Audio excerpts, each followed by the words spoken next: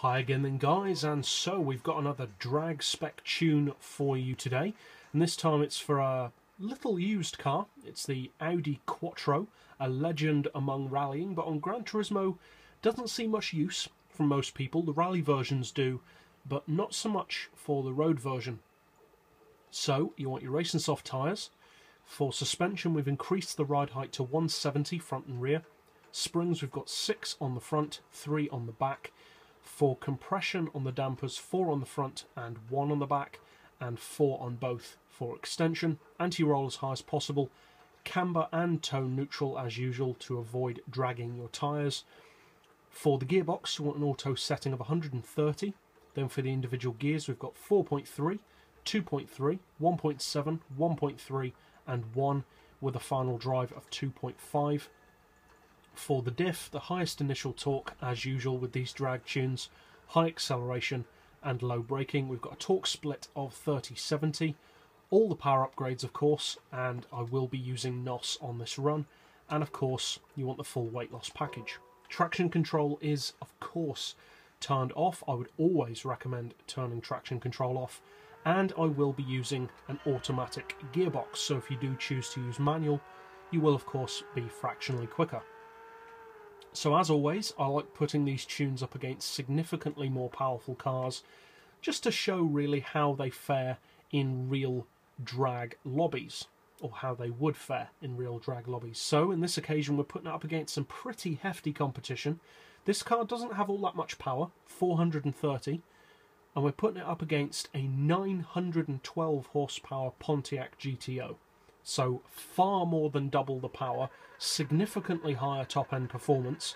Both cars are using auto boxes, racing soft tyres and NOS. So let's see how they compare. Now obviously off the line, the all-wheel drive gives the Audi the advantage, but more than double the power, and obviously top-end, as we said, the Pontiac will always catch up. But over a full quarter mile, this car absolutely annihilates the Pontiac, and even over 1,000 metres, it's not that far behind. So in real terms, that means that this car is highly competitive, because if it's that quick against a 912 horsepower car, imagine how competitive it can be against something with equal power to itself, or a little bit more, say 400 to 500 horsepower. The main rival for this car, I would say, is probably the Lancia Delta. They both have very similar weight, very similar power, and very similar performance. They're of course both rivals in real life as well, both hugely successful rally cars.